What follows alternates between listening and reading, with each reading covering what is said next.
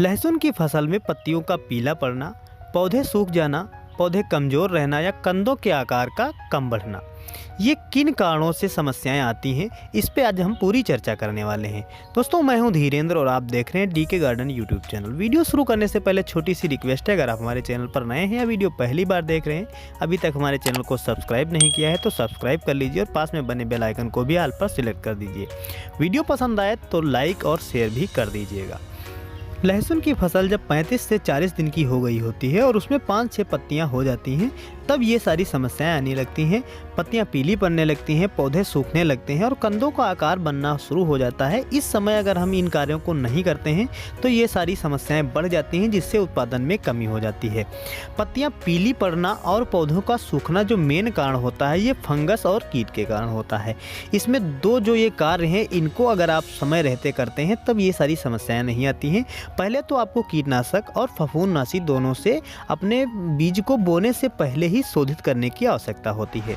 अगर आपने पहले शोधित नहीं किया है तब आपको ये सारी समस्याएं बाद में देखने को मिलती हैं, जो आपकी फसल में 35 से 40 दिन के बाद दिखाई देने लगती है। इससे पहले आपको पता नहीं चलता है, आपका पौधा सही चल रहा होता है। बाद में पता चलता है कि पत्तियां पीली पड़ रही हैं, फंगस का असर दिख रहा है और पौधे धीरे धीरे सूख रहे हैं। इन सारी समस्याओं से अगर आप पहले ही छुटकारा पाना चाहते हैं तो जब आप बीज की बुआई कर रहे हो उसी समय आपको अपने बीज को फंगीसाइड और कीटनाशक से उपचारित कर लेना चाहिए। यहाँ पर आपको कुछ हम फंगीसाइड और कीटनाशक की दवा बता रहे हैं। अगर आप उनको ऑनलाइन परचेज करना चाहते हैं तो लिंक नीचे डिस्क्रिप्शन में दिया गया है, वहाँ से जाकर के खरीद सकते हैं। सबसे सस्ती और अच्छी जो दवा है वो यूपीएल कंपनी की साफ नाम की जो स्टार्टअप साफ फंगीसाइड आती है, उसका प्रयोग करते हैं। रेड पैकेट में आती है, काफ़ी अच्छी रहती है। 3 से 4 ग्राम प्रति 1 केजी बीज के हिसाब से इसका प्रयोग कर सकते हैं।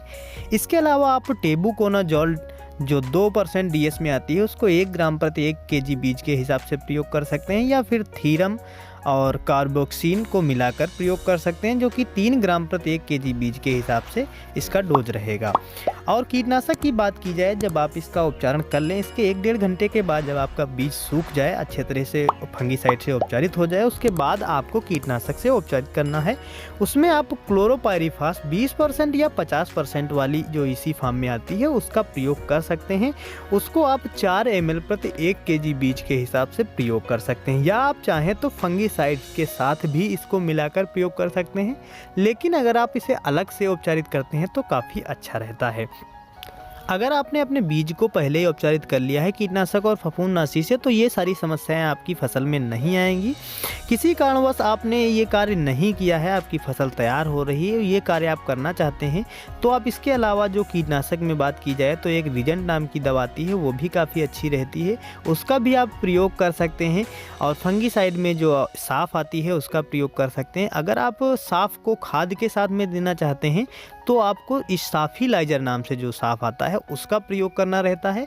और अगर स्प्रे के रूप में आप देना चाहते हैं तो जो साफ नाम की दवा आती है उसका प्रयोग करना रहता है। और जो स्टार्टअप साफ हमने बताया है वो बीज उपचारित के लिए रिकमेंड किया जाता है। तो ये सारी चीज़ें आपको ध्यान में रखनी है। इन फफूंदनाशियों के अलावा आप मैंकोजेब कार्बेंडाजिम का भी प्रयोग कर सकते हैं, कॉपर ऑक्सीक्लोराइड का भी प्रयोग कर सकते हैं, टेट्राकोनाजोल का भी प्रयोग कर सकते हैं।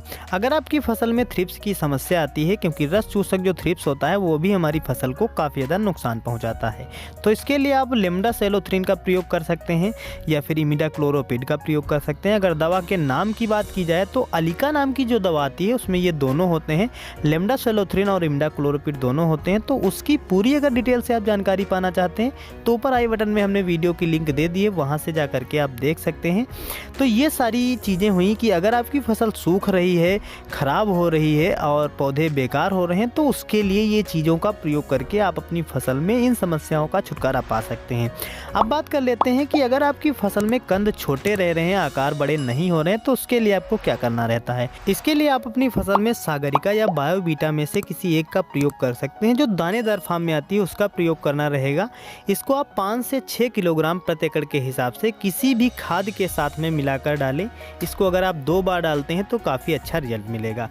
सागरिका और बायोवीटा में क्या क्या होता है, इससे जुड़ी जानकारी पाने के लिए आप ऊपर आई बटन में जा सकते हैं। तो ये सारी जानकारी थी लहसुन की अधिक उपज पाने के लिए जो पीलापन होता है उसको दूर करने के लिए क्या क्या करना चाहिए। हमने आपको पूरी डिटेल से जानकारी दे दी है। अगर कोई समस्या या सुझाव है तो आप हमें कमेंट भी कर सकते हैं। वीडियो पसंद आया हो तो लाइक शेयर करें, चैनल पर नए हैं तो सब्सक्राइब करें। धन्यवाद।